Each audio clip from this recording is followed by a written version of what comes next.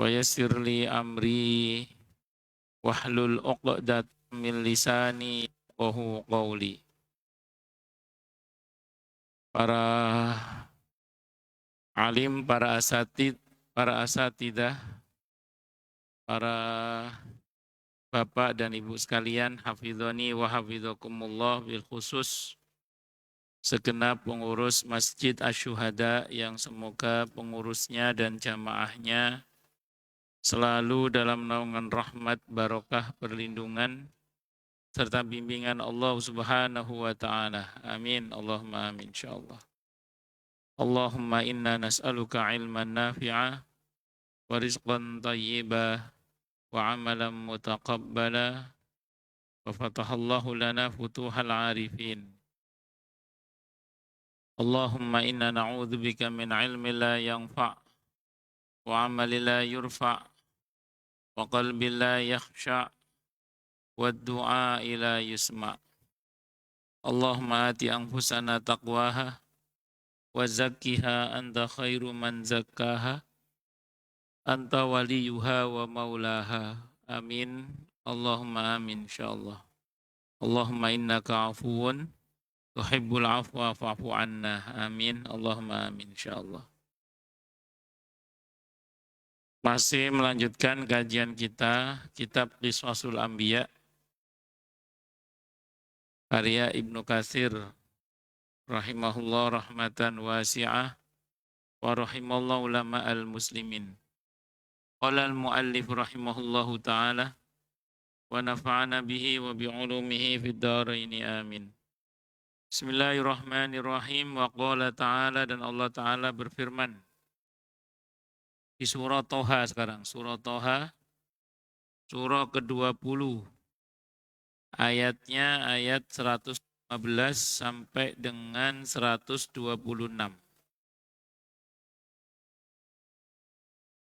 A'udzu billahi samii'il 'aliim minasyaitonir rajiim. Walaqad ahidna ila Adama min qablu fanasiya wa lam najid lahu azma. Walaqad ahidna, dan sungguh telah kami pesankan Adam kepada Adam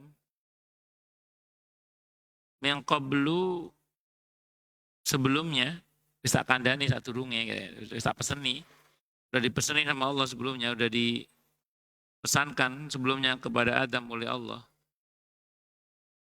Tetapi fanasia, dia lupa. Karena beliau adalah manusia, sesuatu nusia yang dibuat lupa. Jadi kita ini manusia, sesuatu nusia yang dibuat lupa. Udah gitu makannya nasi. Nasi dari kata nasi ya artinya lupa. Nabi Adam sebagai manusia bisa lupa karena al-insanu mahalul khata' wan nisyan. Manusia itu tempatnya salah dan lupa. Dan setiap kesalahan karena lupa dimaafkan. Masuk dalam ayat Rabbana la tu'akhidna in nasina au akhtana. Dan pena catatan amal diangkat ketika orang lupa. Gak ada catatan dosanya maksudnya. Turun. Jadi diangkat pena maksudnya gak ada catatan dosanya kalau orang itu lupa. Makanya orang pikun dia bukan mukallaf. Mukallaf itu artinya orang yang dikenai beban hukum. Syaratnya dua, akil, ingatannya ada. Yang kedua, baligh, usianya memang mencapai usia yang baligh. Baligh itu kalau untuk perempuan sudah haid sementara usianya 9 tahun, atau kalau tidak kunjung haid usianya 15 tahun, usia qamariyah, bukan usia syamsiah. Kalau laki-laki sudah mimpi basah, kalau tidak kunjung mimpi basah, usia 15 tahun qamariyah, itu sudah baligh namanya. Maka kalau panjenengan dianugerahi oleh Allah orang tua yang sampai sepuh, sampai pikun, maka saat pikun itu beliau tidak tidak mukallaf, bukan orang yang dikenai beban hukum. Sehingga kita sebagai anak hanya ngingetin, Bu, monggo sholat, Pak, monggo sholat. Kok kelihatan lagi pikun, tidak usah dipaksa. Kenapa? Karena beliau memang sedang tidak wajib sholat karena pikun itu.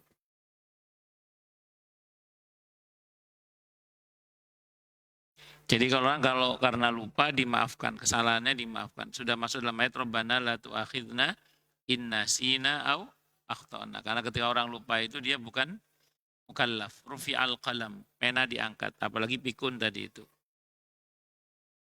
Panasya maka Nabi Adam lupa. Walam najid lahu azma.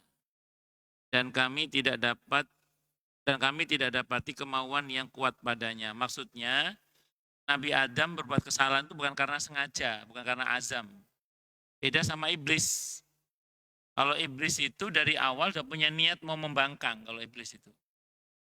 Maka kata para ulama itu ada 3 hal. Ini ada 3 hal. Kalau kita kerjakan, walaupun kita berbuat dosa, kita tetap dicintai oleh Allah. Saya ulang, ada 3 hal. Kalau kita lakukan, kata para ulama, walaupun kita berbuat dosa atau berbuat salah sekalipun, itu tetap dicintai oleh Allah. Apa 3 hal itu? Yang pertama, Allah yaqsida bil maksiyah. Jangan pernah sengaja berniat maksiat. Artinya maksiat yang terjadi pada kita bukan karena kita niatkan, tapi karena sesuatu yang tiba-tiba terjadi. Gitu. 1.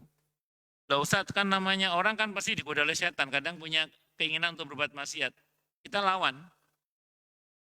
Kan setan tuh kemarin iwas wisufi sudu rinas. Begitu digoda oleh setan, kita lawan. Astagfirullah. Kita lawan. Nah, namanya orang, kadang remnya blong, betul ya? Kadang remnya apa? Blong. Sehingga perbuatan maksiat itu bukan sesuatu yang kita rencanakan, yang kita sengaja bukan. Tapi sesuatu yang kita tidak mau sebenarnya, tapi namanya orang kadang remnya blong terjadi juga. Oke, kalau terjadi yang kedua berikutnya. Apa yang kedua? Allah yafroha bil maksiyah. Kalau maksiat terlanjur terjadi, yang kedua, jangan pernah bangga dengan perbuatan maksiat yang kita lakukan. Yang kedua, jangan pernah bangga. Kenapa tidak bangga? Karena merasa malu. Kenapa merasa malu? Karena merasa diawasi oleh Allah. Itu yang kedua. Jadi jangan bangga dengan maksiat yang kita lakukan. Yang ketiga, yasri abil istighfar. Segera minta ampun kepada Allah. Segera minta ampun kepada Allah. Ini 3 hal yang kalau kita lakukan, walaupun mungkin kita berbuat dosa, kita tetap dicintai oleh Allah. Kenapa coba? Karena 3 ini ciri orang yang bertakwa. Orang yang bertakwa, yang Allah cintai, yang Allah muliakan itu di surah Ali Imran ayat 135, itu ternyata bukan orang yang tidak pernah berbuat dosa. Tapi orang yang mungkin berbuat dosa, tapi dia segera menyadari kesalahannya. Dan segera minta ampun kepada Allah. Walladzina idza fa'alu fahishatan aw dzalamu anfusahum dzakarullaha fastaghfaru lidzunubihim. Dan dia yakin bahwa tidak ada dosa yang tidak bisa diampuni oleh Allah, dan dia juga komitmen tidak akan mengulangi lagi. Jadi orang yang bertakwa itu bukan orang yang tidak pernah berbuat dosa. Ternyata dia juga bisa berbuat dosa juga, tapi dia begitu berbuat dosa segera ingat akan Allah, segera minta ampun kepada Allah. Nah, itu bedanya antara orang yang sengaja bermaksiat sama yang tidak sengaja bermaksiat. Nah, orang yang merencanakan maksiat, sengaja dalam hati untuk berbuat maksiat, memang dia tidak berdosa karena baru niat. Tapi niat berbuat maksiat itu ngerinya memutus rahmat. Jadi kalau ada orang punya niat berbuat maksiat, ngerinya rahmat terputus. Ngerinya. Kalau rahmat terputus, ngerinya laknat turun. Kalau laknat turun, ngerinya ya murka Allah yang turun. Nauzubillahi minasyaitonir rajim. Makanya jangan pernah menyimpan niat untuk berbuat maksiat. Kalau setan menggoda kita dengan nafsu dan syahwat kita, lawan dengan beristighfar, dengan menetralisir jangan sampai itu kita iyakan. Pokoknya kita lawan, jangan kita sepakati lah. Jangan kita sepakati. Adapun remblong, segera bertobat minta ampun kepada Allah. Itu insya Allah walaupun kita berbuat dosa, kita tetap dicintai oleh Allah Subhanahu wa Ta'ala. Ini pula yang kemarin saya sampaikan di sini bahwa Nabi Adam itu bukan salah maksiat, tapi salah ijtihad. Jadi salahnya Nabi Adam bukan salah maksiat, bukan. Tapi karena salah ijtihad beliau itu. Kalkulasinya keliru beliau. Dan beliau lupa, sedang lupa. Namanya manusia bisa lupa. Bahkan Ibnu Abbas mengatakan kalau seorang hakim saja berijtihad benar pahalanya 2, salah pahalanya 1. Apalagi Nabi Adam yang berijtihad pasti tidak berdosa beliau. Nah, cuman ya begitulah yang terjadi pada Nabi Adam. Sebagai konsekuensi dari perbuatannya walaupun tidak berdosa, beliau tetap harus keluar dari surga. Karena memang awal mula penciptaan beliau oleh Allah ditujukan untuk di bumi, bukan di surga. Walaupun nanti akhirnya akan pulang kembali ke surga. Semoga kita semua termasuk min ashabil jannah. Amin. Allahumma amin insyaallah. Wa idh qulna lil malaikati isjudu li Adam fasajadu illa iblis aba. Dan ingatlah ketika kami berkata lil malaikati kepada para malaikat usjudu, sujudlah kalian. Li Adam kepada Adam fasajadu maka mereka sujud. Hormat maksudnya. Illa iblis aba, kecuali iblis dia menolak. Faqulna maka kami berkata ya Adam, wahai Adam, inna hadza sungguhnya ini apa ya iblis ini? Inna hadza sungguhnya ini iblis ini adalah aduwwul laka musuhmu, wali zaujika dan musuh bagi istrimu. Wala yukhrijannakuma maka jangan sampai dia mengeluarkan kalian, maka sungguh jangan sampai dia mengeluarkan kalian berdua. Wala yukhrijannakuma minal jannati fatashqa. Sungguh jangan sampai iblis mengeluarkan kalian berdua minal jannati dari surga. Fatashqa maka menjadi sebab kalian celaka atau sedih atau menderita. Jangan sampai setan bisa berhasil membuat kamu keluar dari surga. Nah, dalam konteks kekitaan juga sama. Setan dari bangsa jin itu musuh bagi kita, maka jangan sampai setan membuat kita nanti nggak bisa masuk surga gitu loh. Saya mau cerita sebentar. Jadi gini ya.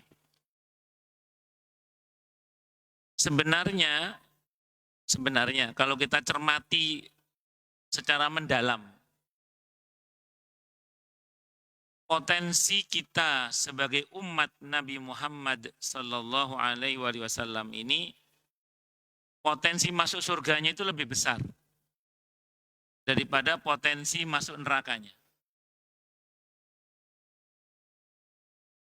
Ya bahwa ada sebagian kawan ustadz banyak mengingatkan masuk surga itu enggak gampang, ya tidak apa-apa. Itu kan bidang beliau, mungkin bidangnya nadhir, memberi peringatan ya. Saya dalam hal ini milih Bashir aja. Bashir itu memberi kabar gembira. Karena saya kan ngajar di sekolah internasional itu, ada ibu-ibu yang nanya ke saya gini, Ustadz, kalau kita baca agama sebelah itu kok masuk surga gampang banget. Sementara kalau kita baca kitab suci umat Islam kok kayaknya masuk surga sulit banget. Masuk surga itu kayaknya sulit banget kata dia gitu. Saya jawab sama beliau gini, ibu bacanya kurang banyak kali. Kalau kita banyak baca di Al-Quran itu justru Bu, informasi bahwa kita masuk surganya itu lebih mudah daripada masuk neraka. Saya ulang ya dari awal jadi. Ini penjelasannya ini. Jadi umat Nabi Muhammad Sallallahu Alaihi Wasallam ini, kalau kita merujuk pada informasi dalil-dalil yang ada, kalau kita kaji lebih dalam loh ya insya Allah, potensi kita masuk surga itu lebih besar daripada potensi kita masuk neraka. Saya ingin berangkat dari sebuah hadis, misalnya hadis riwayat Al-Bukhari rahimahullah, di mana Nabi kita Muhammad sallallahu alaihi wasallam bersabda, kullu ummati yadkhulunal jannata illa man aba. Setiap umatku itu masuk surga kecuali yang enggak mau. Qalu man ya'ba ya Rasulullah? Mereka bertanya, siapa yang tidak mau masuk surga itu wahai Rasulullah? Nabi menjawab, man ata'ani dakhulal jannah wa man asani fahuwa aba. Siapa yang mentaatiku dialah yang masuk surga, dan siapa yang mendurhakaiku dialah yang tidak mau masuk surga. Artinya dalam Sahih Bukhari ini, bahkan perihal masuk surga itu perihal soal mau atau tidak mau. Coba bayangkan. Bahkan masuk surga dalam Sahih Bukhari ini perihal apa? Mau atau tidak mau. Satu dulu. Nabi kita Muhammad sallallahu alaihi wasallam di antara hal yang paling beliau inginkan,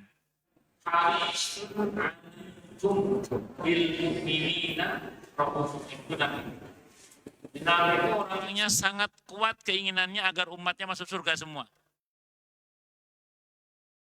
Tahu apa janji Allah untuk Nabi kita Muhammad SAW? Janji Allah untuk Nabinya dan pasti Allah tepati janjinya.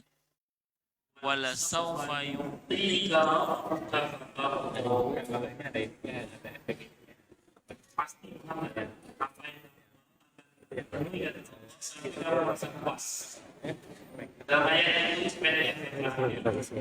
puasnya kita Muhammad sallallahu alaihi wasallam adalah kalau seluruh umatnya masuk surga. Dan Allah janji itu, wala saufa yu'ti. Itu dulu. Berikutnya di surah Al-Waqi'ah itu ada ayat yang mengatakan Sullatum minal awwalina wa qalilum minal akhirin.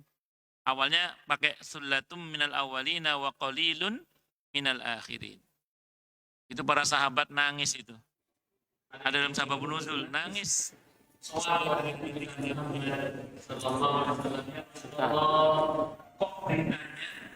orang terdahulu masuk surga banyak, orang belakangan sedikit yang masuk surga. Katakan wa qalilun sullatun minal awwalina wa qalilun minal akhirin. Nangis para sahabat itu.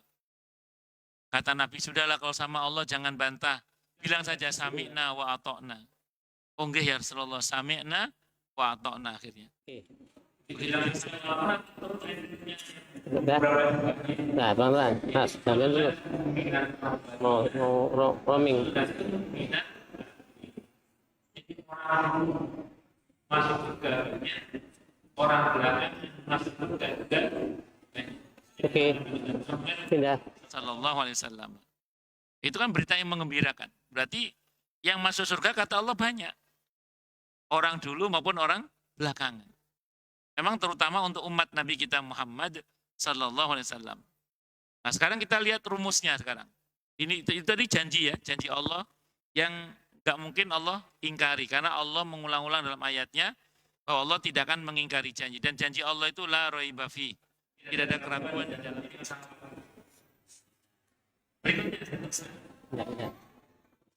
Kalau kita menggunakan rumus di surah Al-Qari'ah untuk masuk surga itu gimana rumusnya? Fa'amma man thaqulat mawazinuhu fahuwa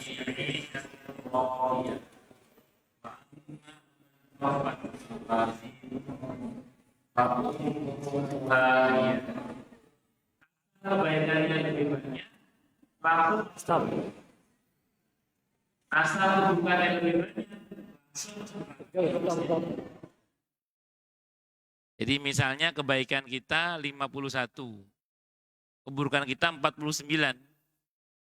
Kalau kita pakai rumus di surah Hud ayat 114, innal hasanati yudhibnas sayyiat dzalika dzikra lidzakirin.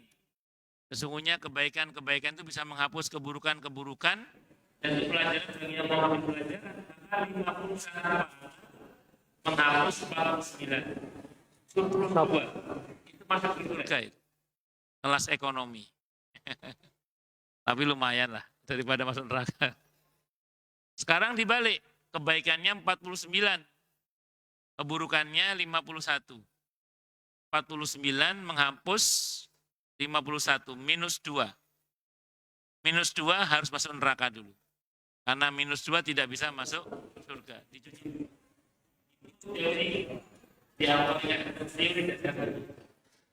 Bersyukurlah kepada Allah, Nabi menjelaskannya tidak seperti teksnya itu.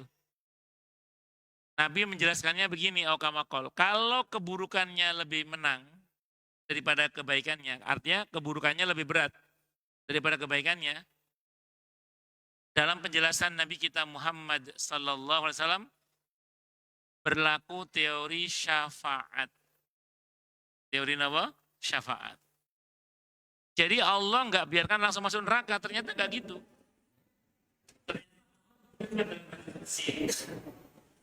Ada bisa baca nanti di bab di hadis tentang keutamaan ibadah sunnah.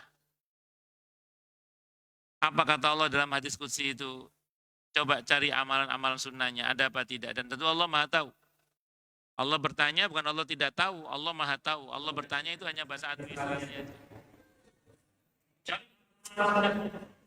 Yang Senin Khamisnya, Daudnya, Fitnya, sedekahnya, amal-amal sunnah cari semua. Ditimpakan di timbangan kebaikannya, ada yang menang. Oke, tidak ada masalah, menang, masuk surga, sudah beres. Tapi ada yang masih kalah ternyata. Di riwayat itu ada yang masih kalah. Ditimpakan aneka sunnahnya masih kalah dia. Berarti dosanya rada lumayan nih. Apa kata Allah? Dalam satu riwayat, dalam satu riwayat sebutkan datang Al-Quran. Nanti bisa dibaca dalam hadis tentang keutamaan puasa.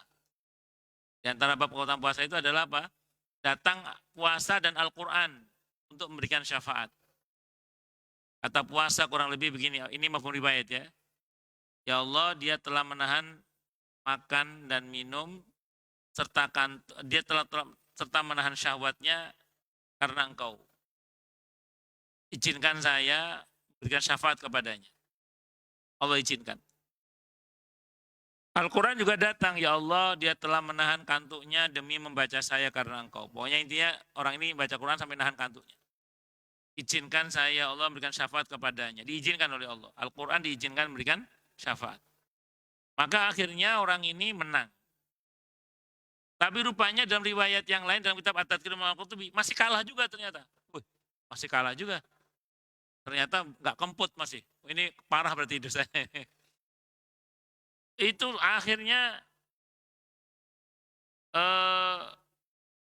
akhlak karimahnya. Dia punya akhlak nggak? Hadis Sahih Bukhari. Tidak ada yang lebih berat timbangan di mizan nanti selain dari al-akhlak al-karimah. Jadi al-akhlak al-karimah, budi pekerti yang baik itu memperberat timbangan di mizan nanti. Maka ada nggak akhlaknya dia? Sama orang tua berakhlak nggak dia? Sopan nggak sama orang tua? Sama lebih muda sayang nggak dia? Dia ngomongnya ada filternya nggak? Jangan-jangan ngomongnya nggak ada saringannya, lost doll. Nyakiti hati orang, ada akhlaknya nggak dia? Sombong nggak dia? Bagaimana dengan Tuhannya? Ada akhlaknya nggak dia dalam beribadah? Ada akhlaknya nggak dia dengan sesama, dengan lingkungannya? Ada akhlak. Kalau ada akhlaknya, lumayan itu, memperberat timbangan itu. Dalam satu riwayat,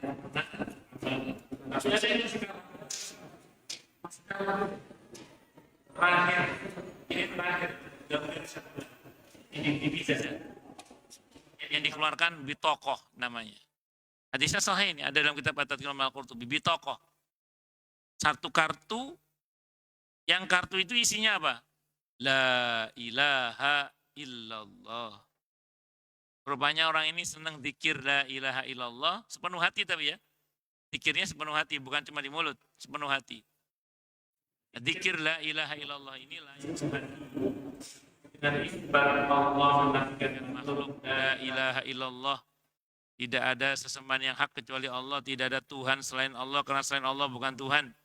Tidak ada yang bisa nolong saya kecuali Allah, tidak ada yang bisa memberikan rezeki saya kecuali Allah, tidak ada yang bisa menyelesaikan masalah saya kecuali Allah, tidak ada yang bisa menjamin saya kecuali Allah. Semuanya kecuali Allah, Allah, Allah. Isbat. Allah menafikan makhluk. Sepenuh hati dia begitu. Maka ini menang sudah, karena ini timbangannya sangat berat sekali. Makanya Abu Hidayah Al-Ghifari radhiyallahu anhu itu pernah tanya kepada Nabi kita Muhammad sallallahu alaihi wasallam, "Ya Rasulullah, 'allimni amalan yuqarribuni ilal jannah wa yuba'iduni minan nar." Wahai Rasulullah, ajari saya satu amalan yang dengan amalan itu saya dekat dengan surga dan jauh dari neraka. Nabi bersabda, kama qala, idza amilta sayyi'atan fa'atbi'ha hasanatan. Kalau engkau berbuat yang enggak baik, segera susul yang baik. Di hadis yang lain, tamhuha, agar kebaikan itu menghapus keburukan itu. Sahabat Abi Dzar radhiyallahu anhu bertanya, aqaulu la ilaha illallah min hasanatin? Apakah ucapan la ilaha illallah termasuk kebaikan? Ya,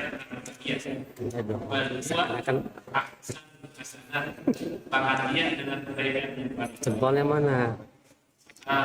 Di toko itulah artinya Allah. Di toko itulah timbangan kebaikan yang benar. Berarti sampai sini kita paham ya dengan teori syafaat itu. Oh, berarti potensi kita masuk surga itu besar kan, dalam kondisi di mana timbangan amal kita kalah saja, itu kita diupayakan syafaat sampai menang itu. Walaupun mungkin ada aja yang nggak menang mungkin, tapi di hadis itu menang pada akhirnya gitu. Itu seperti itu. Makanya kalau sampai ada umat Nabi Muhammad sallallahu alaihi wasallam masuk neraka, kata para ulama berseloroh, itu malaikat heran. Kok iso mlebu neraka wong iki? Kok bisa umat Nabi Muhammad SAW masuk neraka, kok bisa? Kenapa? Karena potensi masuk surganya lebih besar. Tapi kalau ada orang masuk surga, umat Nabi Muhammad sallallahu alaihi wasallam masuk surga, malaikat biasa-biasa aja. Oh, sudah sepatutnya. Sudah sepatutnya sampai masuk surga. DKM Selatan dan jemaahnya semua. Amin. Amin. Di samping di dalam hadis Ini aku pindah. dalam Sahih Bukhari disebutkan bahwa orang baru niat baik saja sudah diberi pahala oleh Allah sekali utuh, seperti kebaikan itu sudah dikerjakan. Makanya kalau dalam mazhab Syafi'i, sependek yang saya pahami, kalau panjenengan belum haji, begitu masuk musim haji wajib niat. Jika Syawal terlebih masuk bulan Dzulqa'dah dan masuk bulan haji. Bulan haji, bulan masuk bulan Dzulqa'dah, haji, niat haji. Kalau mazhab Syafi'i itu harus itu. Itu andaikan meninggal, kok nggak haji, insya Allah sudah punya pahala haji sekali. Niat haji. Dan niat itu al-qasdu, kesengajaan kuat. Karena kesengajaan kuat, maka dibuktikan dengan nabung kalau bisa. Itu beberapa guru honorer atau pemulung yang akhirnya haji itu nabung tiap hari 5.000, 2.000. Okay. Nah, jenengan kalau mau cepet, nabung tiap hari sama 2.000, 5.000 US dollar. Itu cepat insya Allah. Yang penting niatnya aja. Kalau niku nabung haji niku, saya bilang ini sama Allah, ya Allah, saya tahu tabungan saya tidak akan memberangkatkan saya haji. Karena saya nabungnya kemampuannya cuma segini ya Allah. Karena saya teman-teman inilah niat hamba ya Allah. Niat hamba saya buktikan dengan nabung itu. Saat itu ya saat belum haji. Nah, nanti berangkatnya urusan jenengan lah ya Allah, kan berangkat dan tidak berangkat itu urusannya Allah itu. Itu seperti itu. Walaupun akhirnya dengan izin Allah berangkat kosasih, ongkosnya dikasih. Atau sokeh, sokongannya wong akeh. Sokongannya wong akeh mas.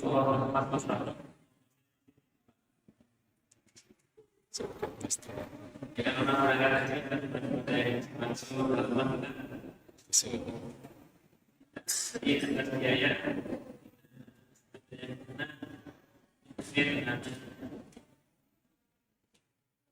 macam-macam. Yang penting apa niat, okay? Kalau dieksekusi niat kebaikan itu dilipat gandakan pahalanya 10, 100, 700 bahkan hingga tak berhingga. Itu kalau diniatkan dan dieksekusi. Beda dengan dosa. Kalau dosa kalau berniat Pindah. kerjakan tidak dilipat gandakan. Itulah bedanya dosa dengan pahala. Makanya saya ulang tadi, kalau kita pakai hitung-hitungan Al-Qari'ah sama hadis Bukhari Muslim ini, potensi kita masuk surga itu lebih besar sebenarnya daripada potensi masuk neraka. Makanya manfaatkan betul, apalagi kita dapat bonus Ramadan. Ramadan ini bonus dari Allah untuk kita. Supaya meraih ampunan dan pemaafan dari Allah Subhanahu wa ta'ala. Semoga Allah ampun dan maafkan kita semua ya. Amin. Allahumma amin. Pun lanjut.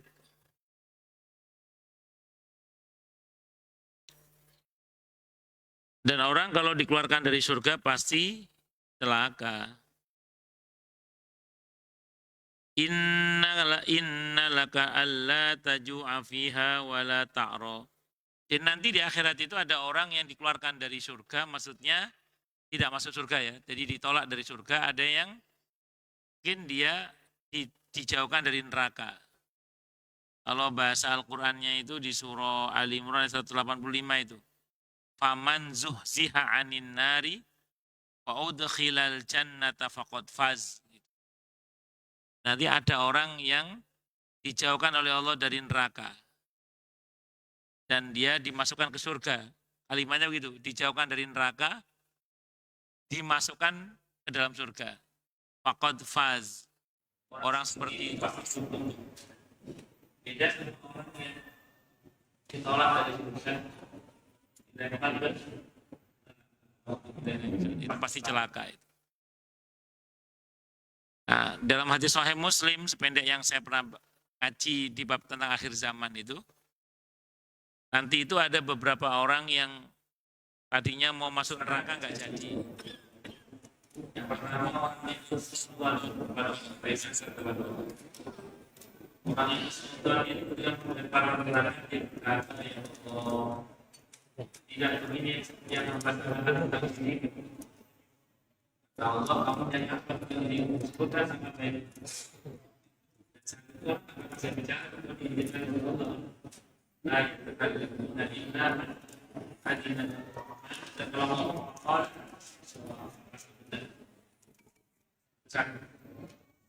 yang kedua orang yang berdoa kepada Allah agar menjauhkan dari neraka dan berdoa Allah kabulkan. Kesehatan kuat neraka tidak mau terima kasih. Dan ketika dia mempunyai para neraka atau masuk neraka maka akan ditanya kenapa orang ini karena berdoa kepada Allah agar dia selamat dari siksa. Dan banyak yang berdoa kepada Allah. Maka saya nggak mau terima orang ini kecuali diizinkan oleh Allah. Maka kemudian Allah putuskan dia masuk surga tanpa harus masuk ke neraka, tanpa harus mampir ke neraka untuk disiksa. Nah ini makanya kita tidak boleh meremehkan doa habis sholat subuh, terutama dan habis sholat maghrib. Sebelum kita ngobrol dengan siapapun, kecuali dengan Allah, yaitu Allahumma inni as'alukal jannah, Allahumma ajirni minan nar, maghrib 7 kali, kalau subuh, Allahumma ajirni minan nar 7 kali. Kalau nggak hafal, paling nggak Rabbana atina fid dunya hasanah fil akhirati hasanah waqina adzabannar. Itu paling enggak itu.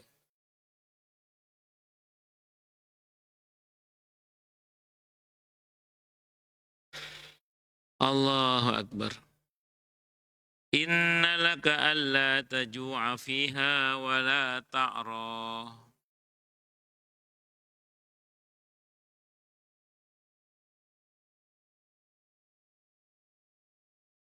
Inna laka alla taju'a fiha wa la ta'ra. Sungguh di dalam surga itu ada jaminan untukmu di sana. Engkau tidak akan kelaparan dan tidak akan telanjang. Surga itu anti tua. Jadi kalau kita mau muda terus di surga. Anti sakit, nggak ada sakit di surga itu. Anti men, baik menstruasi maupun mencret. Nggak ada meludah, nggak ada WC di sana itu. Karena nggak ada buang air kecil, nggak ada buang air besar. Sehat terus, nggak ada tidur di sana itu, melek terus. Nggak ada sedih, bahagia terus. Kira-kira kalau ada komplek perumahan dijual anti tua, pokoknya anti sedih, anti miskin, pokoknya sehat terus, bahagia terus. Kira-kira perumahan model gitu mahal apa mahal? Mehong pokoknya. Mahal pakai lam double. Oh, anti banjir aja mahal, apalagi apa? Anti tua, anti sedih, anti miskin, anti sakit. Senang terus. Itulah surga. Surga itu bebas banjir, bebas tua, bebas sakit, bebas dari aneka yang daena-daena itu bebas. Maksudnya nggak ada semua itu. Makanya surga itu mahal. Kalau kita mau masuk surga sendirian, punya ongkos berapa kita? Nggak bisa. Makanya kita masuk surga nanti pakai rombongan-rombongan. Wasiqal ladzina taqaw rabbahum ilal jannati zumara. Masuk ke surga itu pakai rombongan. Kenapa? Karena surga itu mahal. Lek dituku dhewe gak kuat. Bareng-bareng. Kita harus bareng-bareng. Makanya di surga di dunia ini hati-hati. Punya komunitas hati-hati. Jangan sampai nanti kita tahu-tahu ternyata komunitasnya bukan ke surga. Tapi wasiqal ladzina kafaru ila jahannama zumaro. Dikirim masuk ke neraka orang-orang yang ingkar, orang-orang yang kafir itu dengan rombongan-rombongannya. Saya sering bilang di mana-mana, silakan punya komunitas goes, tidak apa-apa. Wajib itu kalau goes semangat banget kayaknya. Silakan punya komunitas badminton, pingpong, ya yang mubah-mubah boleh lah. Tapi harus punya komunitas seperti ini. Komunitas masjid, majelis taklim, majelis dengan orang-orang soleh yang menghubungkan kita ke pusat rombongannya, yaitu rombongannya Rasulullah Muhammad Sallallahu Alaihi Wasallam. Memang ada orang-orang tertentu yang masuk surga itu sebagai perutusan, sebagai tamu kehormatan. Tapi secara umum tetap firman Allah adalah ya ayyatuhan nafsul mutmainnah irji'i ila rabbiki radiyatan mardiyah fadkhuli fi ibadi baru wadkhuli jannati. Masuklah dalam rombongan hambaku yang terpilih dulu baru masuk surga bareng-bareng. Tetap pakai rombongan. Wong Nabi aja pakai rombongan walaupun beliau sendiri binnya.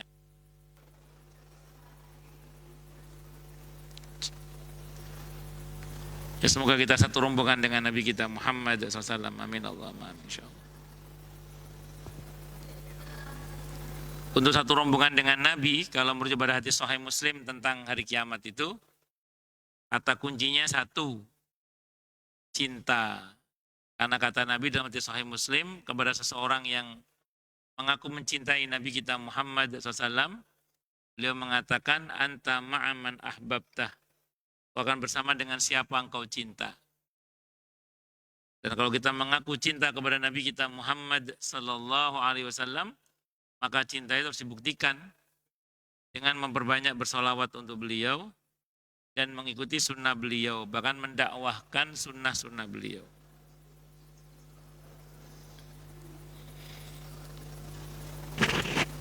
Wa annaka la tatma'u fiha wa la tatha.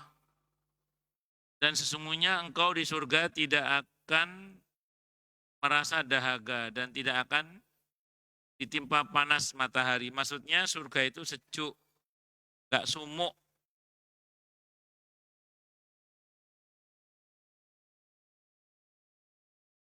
Di sana pokoknya enak gitu aja lah.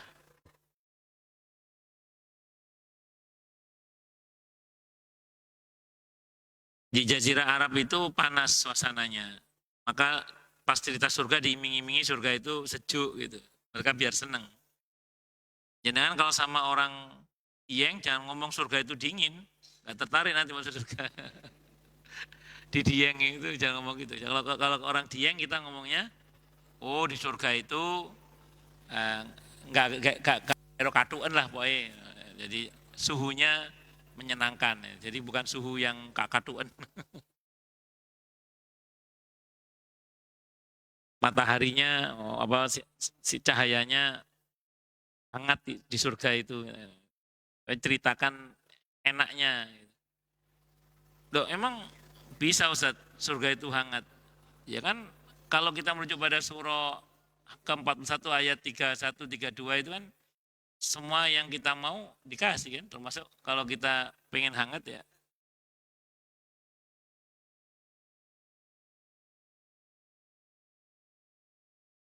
Allahu Akbar. Bon, lanjut. Terus kemudian, tapi ini bener ya, dia memang nanti di surga itu suasananya tidak panas. Maksudnya apa? Sejuk gitu ya. Fawaswasa ilaihi syaitanu qala ya Adam hal adulluka ala syajaratil khuldi wa mulkin la yabla. Fawaswasa ilaihi syaitan. Kemudian syaitan membisikkan kepada Adam. Qala dia berkata, ya Adam, hi Adam, hal adulluka, maukah kamu aku tunjuki ala syajaratil khuldi, pohon keabadian, wa mulkin dan kerajaan la yabla yang tidak akan pernah binasa, nggak akan pernah ada habisnya. Maka fa'akala minha fabadat lahuma sawatuhuma wa tafiqa yaksifani alaihima min waraqil jannah wa asa Adam rabbahu faghawa. Lalu keduanya Ibu Hawa dan Nabi Adam dan Ibu Hawa alaihi wassalam memakannya, lalu tampaklah oleh keduanya aurat mereka dan mulailah keduanya menutupinya dengan daun-daun yang ada di surga, dan telah durhakalah Adam kepada temannya, kepada Tuhannya, dan sesatlah dia. Ini terjemahannya harus dikaitkan dengan terjemahan yang sebelumnya ya sebenarnya. Jadi lebih tepatnya Nabi Adam itu, kalau merujuk pada ayat sebelumnya yang pertama dari 115 itu, Nabi Adam itu lebih tepatnya bukan salah durhaka, bukan sebenarnya. Tapi beliau adalah salah ijtihad. Tapi itu tetap sebuah kesalahan, teman, salah ijtihad. Nah, dikatakan gowa di sini maksudnya bukan Nabi Adam itu sesat, dan orangnya sesat, bukan. Saat itu beliau sedang disesatkan oleh setan maksudnya. Jadi manusia itu sebenarnya potensial tersesat memang. Makanya kita ini diperintah untuk minta petunjuk kepada Allah dalam Fatihah itu, ihdinas siratal mustaqim. Karena kita ini potensial tersesat. Entah tersesat oleh tipu daya setan, atau tersesat oleh tipu daya nafsu dan syahwat sendiri, atau tertipu oleh tipu daya dunia. Kita itu ada potensi itu.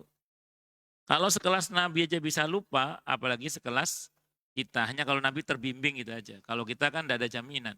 Makanya harus banyak-banyak berdoa, ihdinas siratal mustaqim. Tsumma jatabahu rabbuhu fataba alaihi wahada. Kemudian Tuhannya itu Allah memilih dia, maka dia menerima tobatnya dan memberinya petunjuk. Tadinya di surga manusia biasa.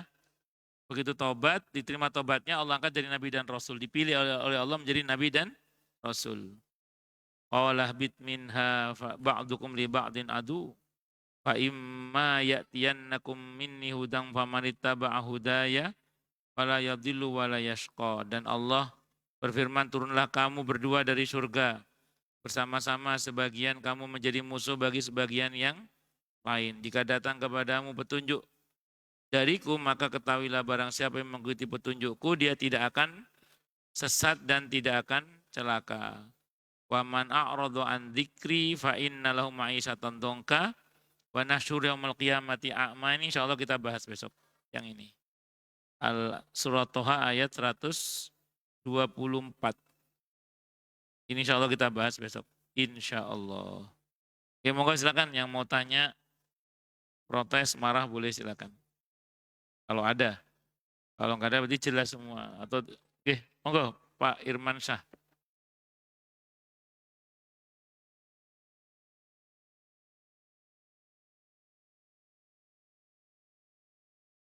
Terima kasih. Assalamualaikum warahmatullahi wabarakatuh.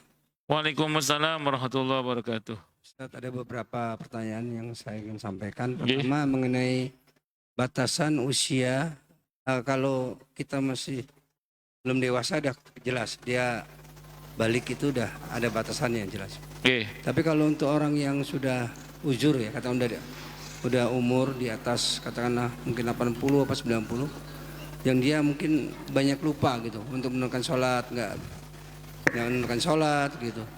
Nah itu apa nanti pada saat dia ini apa harus dibayar puasanya atau sholatnya gitu Ustaz?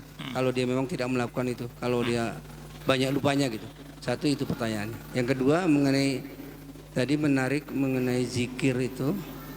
Tadi la ilaha illallah. Saya pernah dengar juga selain itu kalimat ada lagi kalimat zikir yang ada 3 kata.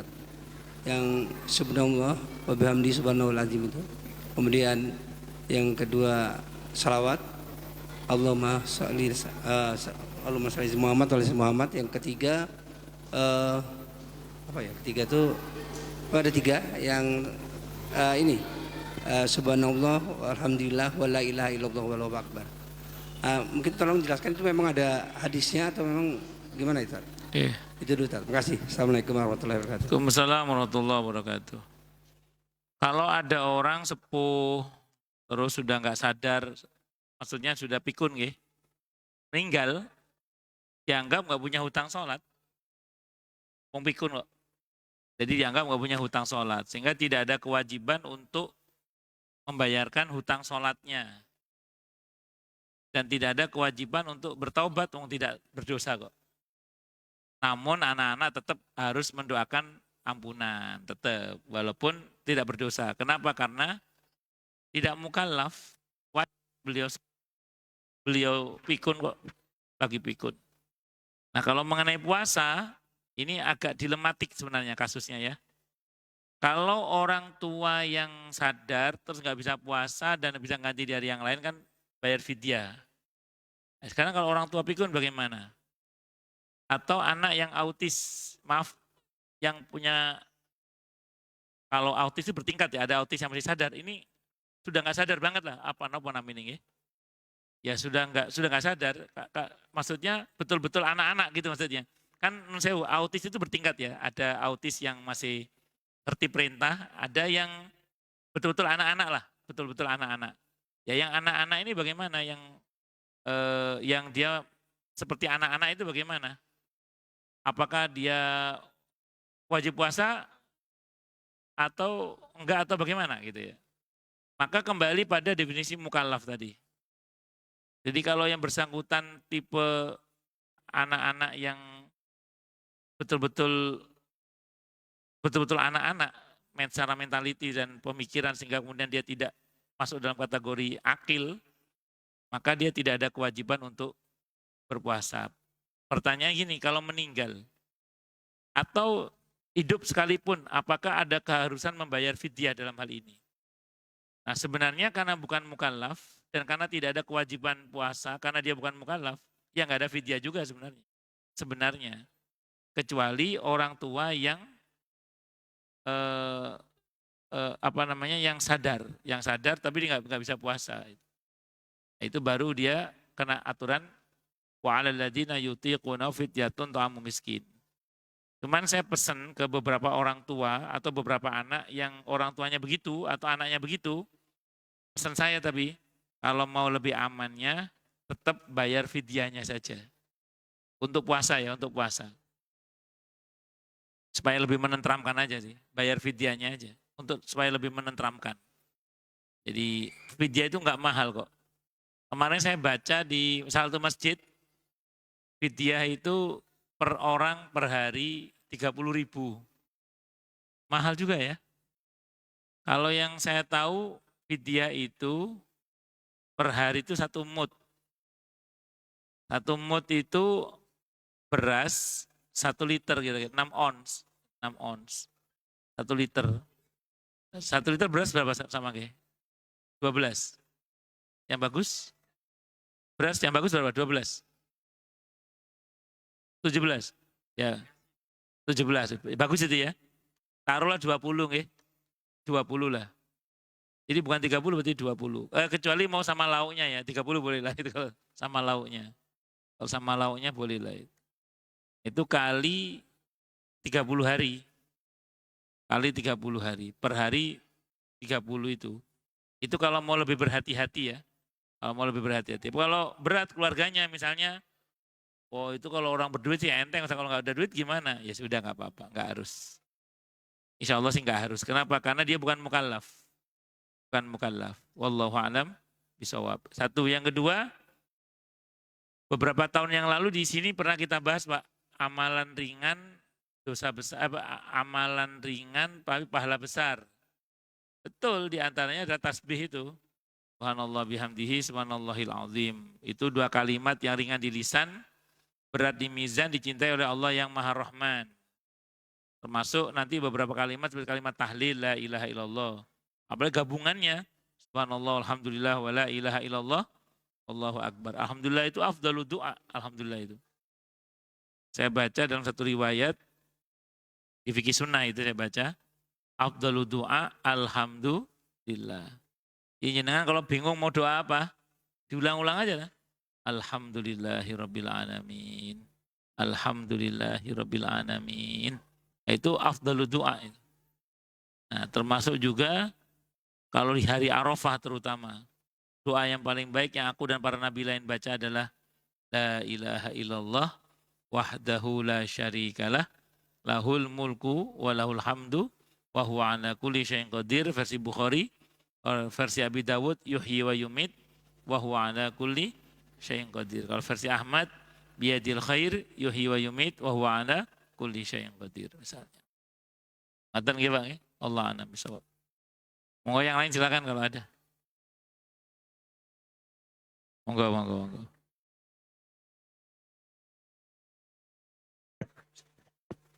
Terima kasih Pak Ustadz. Kesempatan ini untuk bertanya.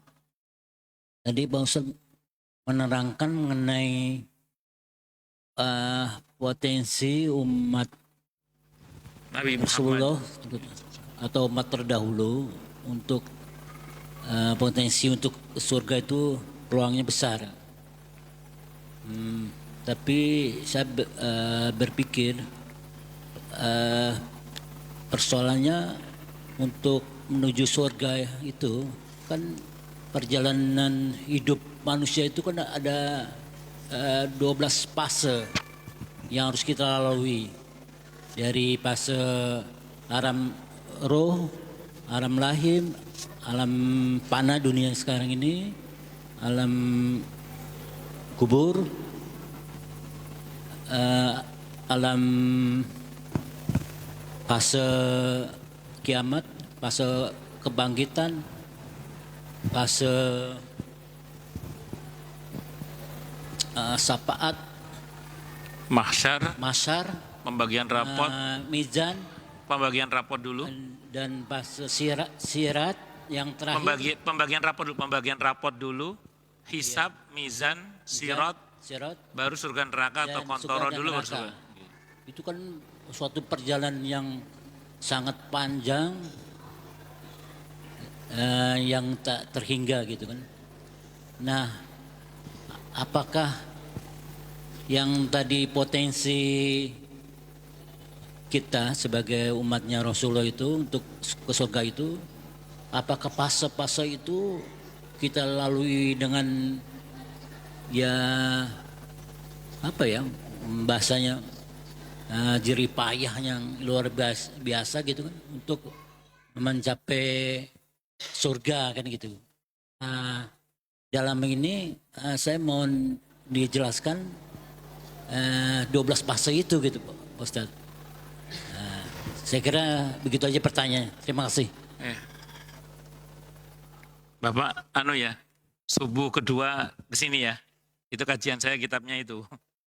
Nah, jadi subuh subuh kedua di sini saya ngaji kitab At-Tadhkirah tentang kematian itu.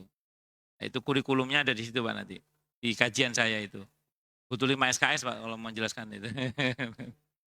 Tapi saya mau terangkan. Enggak,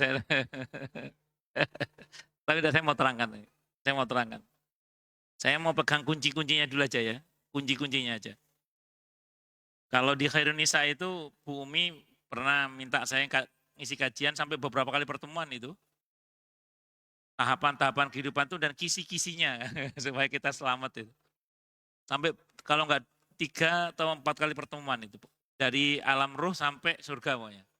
Dan hambatannya apa, solusinya apa itu ibu-ibu pernah kajian itu. Jadi sampai kalau enggak 3, 4 atau 5 kali pertemuan kalau enggak salah, saya lupa itu. Durasinya, makanya saya bilang 5 jam, kira-kira ya 5 SKS atau. Nah, baik saya mau terangkan dulu Pak, saya mau terangkan. Yang pertama itu kata kuncinya dulu gini ya. Orang itu kalau barzahnya beres, ke depannya beres. Hadisnya sahih dari Sayyidina Utsman Ibn Affan radhiyallahu an. Kata Nabi, berhati-hatilah kan dengan barzah ini. Orang itu kalau barzahnya beres, ke depannya beres. Nah, pertanyaannya sekarang, bagaimana caranya Pak barzah kita beres? Ada beberapa amalan berkaitan dengan barzah supaya beres. Itu adalah seperti misalnya ada beberapa riwayat yang menjelaskan bahwa orang kalau terjadi pada dia sesuatu ini, beberapa hal ini, maka barzahnya beres. Seperti meninggal pada hari Jumat, dalam kebaikan ya. Bukan meninggal hari Jumat, begal bukan. Kayak di Tangerang itu ada begal malam Jumat. Dikeroyok mati. Itu bukan syahid, sangit itu. Nah, orang yang mati sakit perut, itu syahid. Tapi sakit perutnya dalam kebaikan, bukan karena kebanyakan minum paloma atau topi miring, bukan. Tahu. Nah, terus kemudian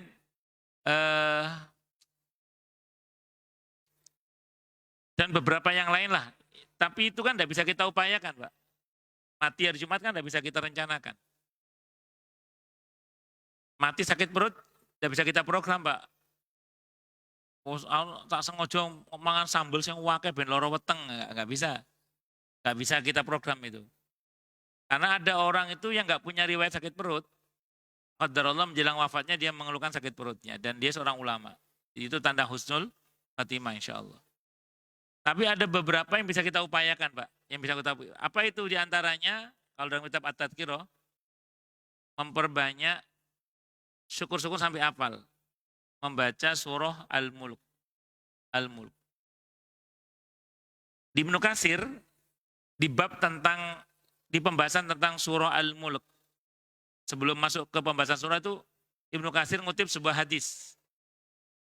Dan ini hadisnya banyak. Kalaupun ada beberapa kawan ustadz yang menganggap itu lemah, itu jalur periwayatannya banyak, Pak. Sehingga dia menjadi hasan li ghairihi. Yang di versi Ibnu Katsir saya terangkan ya. Ibnu Katsir itu dikutip satu hadis. Hadisnya dari At-Tirmidzi. Kata Imam At-Tirmidzi hadisnya hasan. Kata Imam At-Tirmidzi saja. Kata Ibnu Katsir hadisnya dhaif, lemah. Ini biasa itu. Di antara para ulama beda pendapat biasa. Karena beda pendapat itu sesuai dengan beda pendapatan lah biasa. Nah, dan ijtihad Imam At-Tirmidzi tidak menjadi batal hanya gara-gara oleh Ibnu Katsir didhaifkan. Karena Imam At-Tirmidzi ini salah satu murid terbaik Imam Bukhari. Jadi nggak bisa dibatalkan apa yang dinyatakan hasan oleh Imam At-Tirmidzi. Dan hadis hasan bisa diamalkan sebagaimana hadis sahih. Apa kata Imam At-Tirmidzi dalam hadis itu? Nabi bersabda ukamakal. Dulu sebelum kalian ada orang yang meninggal. Didatengin 2 malaikat. Nabi sebut namanya Mungkar dan Nakir. Dalam riwayat At-Tirmidzi nama malaikat disebut namanya apa? Mungkar dan Nakir. Ketika malaikat datang dihadang oleh surah Al-Mulk. Dihadang oleh surah Al-Mulk. Kata surah Al-Mulk, jangan sentuh orang ini. Di dalam diri orang ini ada saya. Itu kemungkinannya 2. Rajin baca sampai hafal atau memang dia hafal. Ada yang mengatakan rajin baca sampai hafal. Kita kalau sering baca ayat Al-Quran kan walaupun kita nggak hafal betul, tapi kan kalau ada orang salah baca kan tidak enak di kuping ruangan.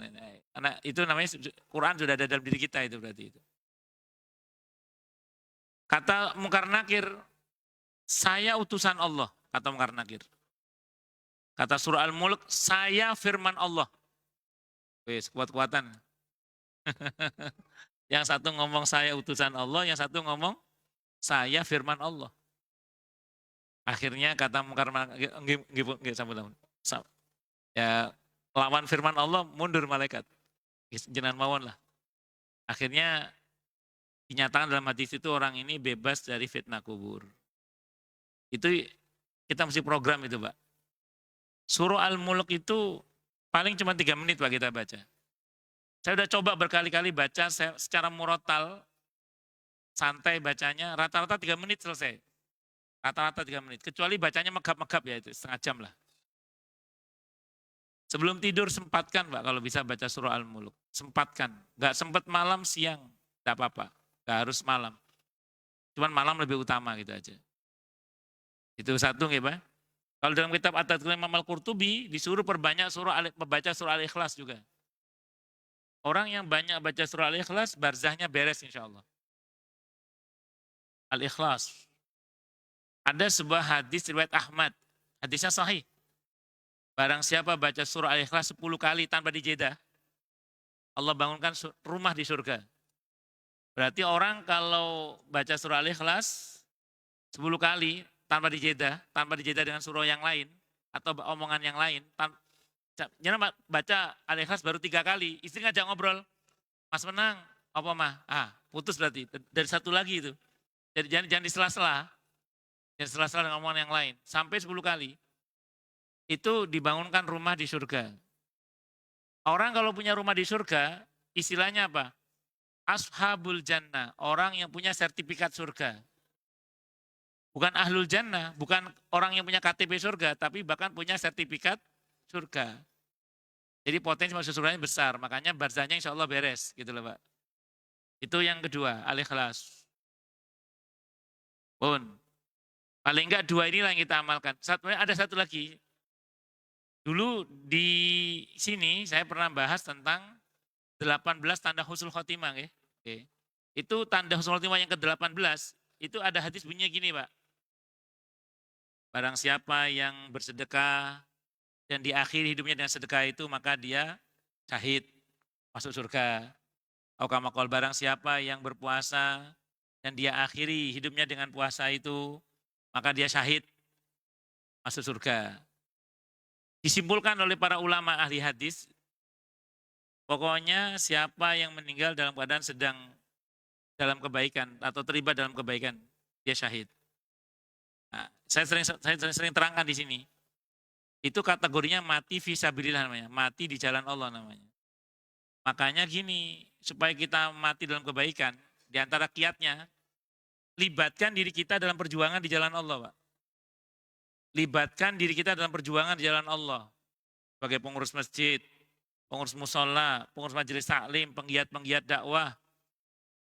Atau jadi donaturnya lah. Sehingga ketika kita mati, Pak, itu terstatuskan sebagai orang yang sedang terlibat dalam perjuangan di jalan Allah. Kan keren, Pak, mati sebagai pengurus masjid, mati sebagai donatur masjid, mati sebagai pengurus musola, pengurus masjid. Itu mati husnul khotimah namanya, Pak. Syahid di jalan Allah, itu barzahnya beres insya Allah itu. Itu diantaranya. Nah, libatkan diri kita dalam perjuangan di jalan Allah juga. Dan yang kedua, amalkan firman Allah, faida faroghta fansob. Faida faroghta fansob itu, begitu kita selesai dari satu kebaikan, kita bersiap dengan kebaikan berikutnya, Pak. Orang yang mengamalkan ayat ini potensial husnul khotimah. Kenapa? Karena dia ada potensi mati dalam kebaikan, atau baru selesai dari sebuah kebaikan menjelang kebaikan berikutnya yang sudah dia niatkan. Contoh, ini ntar misalnya kita tidur ya, dalam hati udah niat apa coba? Mau sahur nggih. Nah, itu andaikan mati dalam tidur itu, dia terstatuskan sebagai orang yang meninggal dalam keadaan sudah meniatkan kebaikan. Dan itu dalam kebaikan. Husnul khotimah insya Allah. Nah, nggak tahu nggih, itu barzah itu. Nah, berikutnya, Wanti-wanti Nabi itu apa? Yang bikin orang celaka nanti dalam fase pasca kiamat terutama. Tadi barzah. Kalau barzah beres, akhirat beres. Yang banyak buat orang celaka di mahsyar itu apa coba? Zalimnya kita kepada sesama terutama. Kalau tauhid gak usah kita bahas, itu pasti itu yang pokok itu, tauhid itu. Tauhid, akidah, iman itu pokok itu. Iman Islam itu pokok. Ini maksudnya dalam konteks ini kita sudah beriman dan berislam insya Allah. Semoga Allah terima iman Islam kita, amin insya Allah. Nah, tinggal selanjutnya apa ini yang mesti kita jaga ini? Yang banyak buat orang celaka. Sehingga bangkrut kalau bahasa Nabi itu. Ketika kita zalim kepada sesama. Itu bangkrut Pak. Na'udzubillah min syarri dzalik. Sekian dalam hadis Sahih Muslim Nabi menerangkan, tahukah kamu siapa orang yang bangkrut itu? Orang yang tidak punya dinar dan dirham. Kata Nabi, bukan. Orang yang datang nanti hari kiamat dengan membawa pahala sholatnya, pahala hajinya, pahala puasanya. Tapi semasa hidup dia suka mencaci ini, memaki ini. Maka dipanggillah orang-orang yang pernah dizalimi. Sampai akhirnya habis kebaikannya, dosanya banyak, masuk neraka dia. Na'udzubillah min syarri dzalik. Maka jangan menjadi orang yang zalim pada sesama. Di samping yang utama perbaiki hubungan kita dengan Allah ya. Dan jangan zalim pada sesama. Makanya di antara orang yang pasti masuk neraka itu adalah orang yang tidak sholat dan tidak peduli memberi makan pada sesama. Masalakakum fi saqar. Apa yang buat kamu masuk neraka? Qalu lam nakum minal musallin wa lam nakun nut'imul miskin. Apalagi sholat itu mesti kita perhatikan karena awwalu ma yuhasabul abdu yaumil qiyamati as-shalah. Kalau sholat itu beres, yang lain dianggap beres. Tapi ingat, sholat jadi nggak beres kalau dia nggak zakat. Karena perintah zakat dan sholat diulang tidak kurang dari 82 kali dalam Al-Quran. Dan itu simbol hablum minallah dan hablum minannas. Satu lagi, ini khusus untuk kaum laki-laki. Saya pernah baca satu riwayat, cuma saya lupa rawinya siapa. Kalau bukan karena sholat dan sodakoh, kaum lelaki celaka. Tanggung jawab kita ini banyak Pak. Istri, anak, adik perempuan, kakak perempuan. Banyak tanggung jawab kita ini. Itu kalau dituntut semua di hadapan Allah, celaka laki-laki itu. Kalau bukan karena sholat dan sodakoh, celaka kaum lelaki itu. Pertama sholat. Karena tadi sholat itu kalau beres, yang lain dianggap apa? Beres. Kalau sodakoh kaitannya apa? Membantu sesama. Kalau kita membantu, janji Nabi apa dalam hadis Sahih Muslim? Kita akan dibantu oleh Allah. Wallahu fi aunil abdi, maka adalah abdu fi auni akhi. Kalau senang bantu, maka Allah akan bantu hamba itu. Allah itu senantiasa membantu hambanya, selagi hamba itu peduli membantu saudaranya. Apalagi ada riwayat hadisnya Sahih Muslim juga. Siapa yang menghilangkan satu kesulitan di dunia, maka akan dihilangkan pula satu kesulitan di akhirat. Semakin banyak kita menghilangkan kesulitan orang lain, semakin banyak kesulitan akhirat yang Allah hilangkan. Makanya betul sahih riwayat itu yang mengatakan bahwa kamakal, kalau bukan karena sholat dan sedekah, kaum lelaki celaka. Kalau perempuan main apa? Perempuan itu kalau dituntut sama Allah tinggal bilang, nah ini dulu suami saya ya Allah yang nanti suaminya tahu jawab. Makanya kata para ulama, kalau suami istri masuk surga, yang masuk surga pertama kali itu istri. Kenapa suami belakangan? Karena suami tanggung jawabnya banyak. Makanya kita ini Pak, kalau sholatnya nggak beres, pelit pula, udah lama celaka aja udah itu. Tapi kalau sholat kita beres, pada sesama kita peduli, insya Allah aman. Insya Allah aman. Itu Pak, diantara kisi-kisinya ya. Nah, detailnya 5 SKS Pak. Oke, sami-sami. Pencerahannya terima kasih banyak. Oke, sami-sami Pak, sami-sami. Monggo yang lain silakan kalau ada.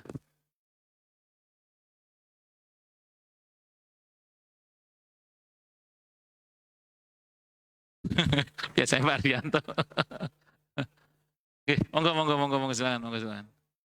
Siapa dulu ini? Monggo. Assalamualaikum warahmatullahi wabarakatuh. Waalaikumsalam warahmatullahi wabarakatuh. Izin bertanya Ustadz. Iya monggo Pak. Ustadz, kalau dilihat itu kan kemaksiatan sekarang itu kan erat hubungannya dengan kesenangan ya Ustadz ya. Iya. Dan kesenangan sekarang tuh kalau dilihat-lihat tuh sifatnya tuh adiksi gitu. Dan entah apapun bentuk kemaksiatan ini Ustadz ya. Itu kan kayaknya kalau sekarang tuh relate-nya tuh ke kecanduan kayak gitu kan ya. Entah apapun, ke game, ke minuman haram, Ya. ke pornografi dan lain sebagainya. Iya, gitu. iya, iya. Sehingga memungkinkan kalau hal itu tuh akan terus meningkat, entah mungkin godaannya meningkat kayak gitu kan, dosisnya meningkat atau apa kayak gitu. Nah, ketika perbuatan itu terus diulang-ulang walaupun mungkin sudah bertobat terus terjadi lagi, bertobat terjadi lagi kayak gitu. Nah, itu di mata Allah tuh seperti apa sih Ustaz gitu? Bagus, bagus, bagus. Yang Allah lihat itu mujahadahnya. Sering para ulama kita menjelaskan ya, kita ini tidak wajib berhasil. Karena yang Allah perintah adalah berusaha. Jadi yang Allah lihat itu mujahadahnya. Bagaimana jatuh bangunnya dia tetap mencoba istiqomah di jalan Allah walaupun dengan berdarah-darah. Kalau bahasanya Imam Syafi'i, kalau menuju kepada Allah bisa sambil berlari, berlarilah. Kalau nggak bisa lari, jalan. Sambil ngesot sekalipun kata beliau, sambil merangkak terus, jangan berhenti pokoknya. Karena perjalanan menuju kepada Allah itu aqobah. Di antara tafsir aqobah di Surah Al-Balad, itu di antara makna aqobah adalah jalan naik. Yang pernah trekking atau pendakian gunung, jalan naik itu sulit pakai dal. Daripada turun, kalau turun kan tinggal gelinding ya. Kalau naik kan, sehingga kadang ya ada jatuh-jatuhnya. Yang penting kita punya kesadaran untuk segera bangun. Kadang ada capek-capeknya, ya berhenti dulu, istirahat, nanti lanjut lagi. Kadang ada kotor-kotornya yang mandi lagi. Ada putus, sambung lagi. Jadi perjalanan kepada Allah itu begitu terus, jangan pernah berhenti. Sehingga ada ulama yang mengatakan, jangan berhenti bertobat karena banyak maksiat. Tapi teruslah bertobat sampai bosan maksiat. Gak ideal memang tampaknya kalimat itu, gak ideal. Ideal kan berhenti kan idealnya. Tapi percayalah, akan ada masa di mana kita akan diberi kemauan dan kemampuan oleh Allah untuk meninggalkan maksiat itu. Saya ulang ya, jangan berhenti maksiat, jangan berhenti tobat karena banyak maksiat. Maaf, saya ulang. Jangan berhenti bertobat karena banyak maksiat. Tapi teruslah bertobat sampai bosan maksiat. Saya ulang, tampak secara zahir kalimat itu tidak sempurna memang.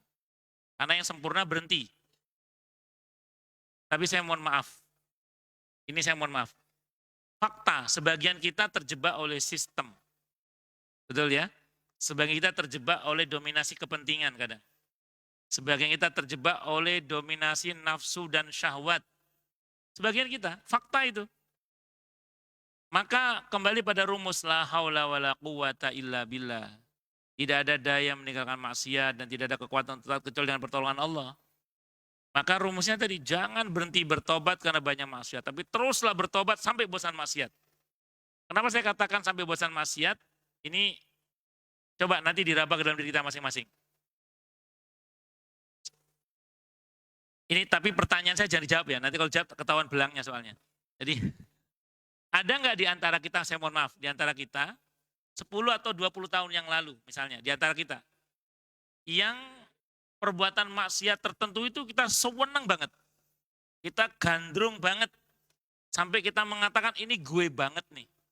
Sampai saking kita senangnya dengan perbuatan maksiat itu. Tapi hari ini, kalau kita ingat itu kita malu. Sebagian kita mengatakan, ya Allah, ternyata saya pernah segoblok itu dulu. Gitu. Misalnya gitu ya. Sebagian kita mungkin merasa jijik bahkan sebagian kita. Kalau ingat itu sebagian. Maka catat baik-baik. Kalau terhadap yang 10 atau 20 tahun yang lalu kita sekarang bisa meninggalkan, maka yang saat ini masih sedang terjadi pada kita pun tidak menutup kemungkinan ada waktu, ada masa di mana kita nanti insya Allah kita akan bisa meninggalkan itu. Makanya jangan pernah berhenti bertobat karena banyak maksiat, tapi teruslah bertobat sampai bosan maksiat. Kemarin saya sampaikan di sini ya, kalau di hadapan Allah nggak usah banyak berargumentasi. Mending i'tiraf, ngaku aja. Karena orang datang kepada Allah itu kan macam-macam. Ada yang datang dengan pengakuan tulusnya dan dia berhenti. Tapi ada yang dengan tulus dia mengatakan, dengan pengakuan jujur yang mengatakan, ya Allah ampuni hamba. Maafkan, engkau maha tahu ya Allah hamba tidak mau begini. Tapi hamba tidak berdaya. Tadi mungkin oleh sistem, oleh dominasi kepentingan, tadi atau nafsu dan syahwat dan seterusnya itu. Tapi sampaikan terus pada Allah, tolong hamba ya Allah, tolong hamba ya Allah. Kalau yang bahasa saya kemarin, saya di tengah pusaran Ka'bah itu, tiba-tiba muncul semua pikiran, endapan-endapan kotor di hati saya itu keluar semua itu kan. Sampai saya malu sama Allah itu, terus kemudian saya coba ngeles gitu dalam diri saya sendiri. Terus saya sampai tersadar bahwa loh, saya kan lagi di hadapan Allah, kenapa saya ngeles? Allah Maha tahu. Akhirnya saya rubah kalimat saya dalam hati saya.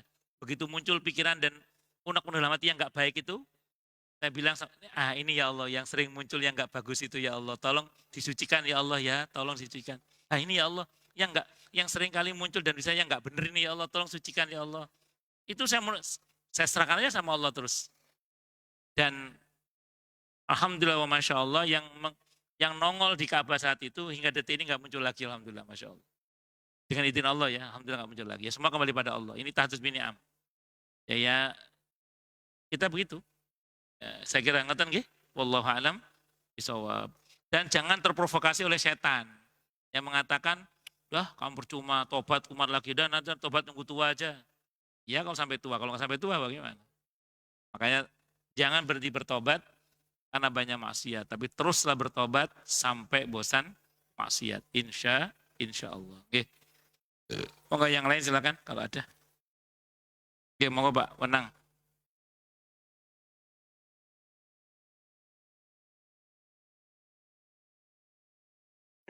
Terima kasih Ustadz. Satu pertanyaan, ketika kita bicara di hadapan orang banyak kan kadang-kadang ada yang merasa tersinggung ya Ustadz ya. Padahal kita nggak maksud nyinggung sebetulnya. Yang kita sampaikan benar, terus niat kita pun benar ya. Tapi penangkapan orang kan bisa beda-beda. Betul. Nah saat saya ditegur saya langsung minta maaf. Ya. Saya sampaikan bahwa niat saya bukan itu, saya menyampaikan mungkin salah tangkap. Nah, ketika ini kewajiban kita yang dianggap salah kan minta maaf ya Ustaz ya. Tapi kalau nggak terima lah ya, masih marah itu, Ustaz ya. Waktu itu memang saya sikapi, ya sudah niat saya baik, tapi penangkapan salah ya saya serahkan ke Allah saja, mungkin itu. Terima kasih. Ya di antara resiko beramar ma'ruf nahi mungkar itu, di antara resikonya ya disalahpahami itu. Jadi Luqman alaihissalam di surah Luqman itu ketika menasihati anaknya apa? Ketika beliau menasihati anaknya untuk beramar ma'ruf dan bernahi mungkar, apa kata beliau? Wasbir ala ma asobak. Kamu harus sabar ya nak ya, terkait dengan konsekuensi yang menimpa kamu gara-gara kamu bernahi mungkar itu. Jadi kalau Pak Haji Wenang mengalami itu, Bapak tidak satu-satunya.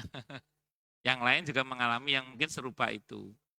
Nah, karena kita dianggap salah, walaupun kita tidak salah sebenarnya, ya kita minta maaf, tidak ada masalah. Soal kemudian dia tidak terima, itu urusan dia dengan Allah, dan itu nggak ada masalah. Itu sudah konsekuensi. Cuman dulu Nabi diajari oleh Allah, kalau dakwamu ditolak wahai Nabi, katakan hasbiyallah, fa'in tawallau faqul hasbiyallah. Jadi sekelas Nabi Muhammad SAW aja dakwanya pernah ditolak. Apalagi Muhammad Wenang. Muhammad Rasulullah aja pernah ditolak, apalagi Muhammad Wenang. Ngeten nggih Pak Wenang nggih. Nah, makanya kalau ditolak dakwah kita Pak, katakan hasbiyallahu la ilaha illahu alaihi tawakkaltu wa huwa rabbul arsyil azim. Kalimat kita minta maaf tidak ada masalah, karena minta maaf itu nggak harus salah. Minta maaf itu nggak harus salah. Mana contohnya? Nabi dan Rasul itu nggak punya dosa. Sudah diampuni semua oleh Allah, tapi tobatnya jangan tanya. Istighfarnya jangan tanya. Kenapa? Karena itu soal cinta. Jadi karena kita mencintai orang yang kita mintai maaf itu, maka kita bilang minta maaf. Walaupun kita nggak salah sebenarnya. Karena menyampaikan kebenaran itu dengan segala konsekuensinya. Ngaten nggih Pak nggih? Wallahu a'lam bishawab. Nggih, monggo Pak. Assalamualaikum warahmatullahi wabarakatuh. Waalaikumsalam warahmatullahi wabarakatuh. Ustaz Subhan mau menanyakan, pada waktu kami masih aktif bekerja itu, teman-teman sekantor tuh hampir yang muslim semuanya itu puasa. Jadi rasanya kalau puasa tuh kayak kewajiban. Tapi sholat tuh jarang. Kadang-kadang Jumat. apalagi zakat dan yang lainnya itu tidak ada di pikiran para teman-teman tadi. Tapi kalau puasa itu seolah-olah itu sebagai tanda bahwa orang Islam puasa. Kadang-kadang juga pengen menasihatin. Nah, apakah orang-orang seperti itu karena sengaja tidak menjalankan syariat yang lainnya itu bisa membatalkan keislamannya sehingga dia harus syahadat atau pripun Ustaz nggih? Matur suwun. Jadi dia puasa tapi nggak sholat gitu ya? Geng. Jadi orang yang nggak sholat dengan sengaja itu para ulama berbeda pendapat.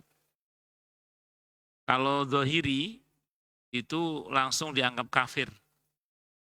Sehingga dia wajib bertobat dan mengulang syahadatnya yang kafir. Itu dalam mazhab zohiri. Ibnu Hazm terutama ulamanya itu. Kalau dalam mazhab Syafi'i tergantung yang bersangkutan itu enggak sholatnya karena apa. Kalau dia mengingkari wajibnya sholat, sudah murtad dengan kesepakatan para ulama. Itu dalam mazhab Syafi'i. Tapi kalau dia karena muales atau karena tidak tahu misalnya, maka dia fasik, dosa besar. Nah, orang tidak tahu itu dibagi dua. Ada tidak tahu karena dia sudah belajar tapi ilmunya belum nyampe, atau dia nggak mau belajar, muales itu. Yang karena mual itu dia akan dihukum karena mualesnya itu. Tapi kalau yang sudah belajar ilmunya belum nyampe, itu insya Allah masih dimaafkan. Namanya al-udhru bil jahli. Diberi udzur karena kebodohannya. Tapi asalkan dia belajar ya.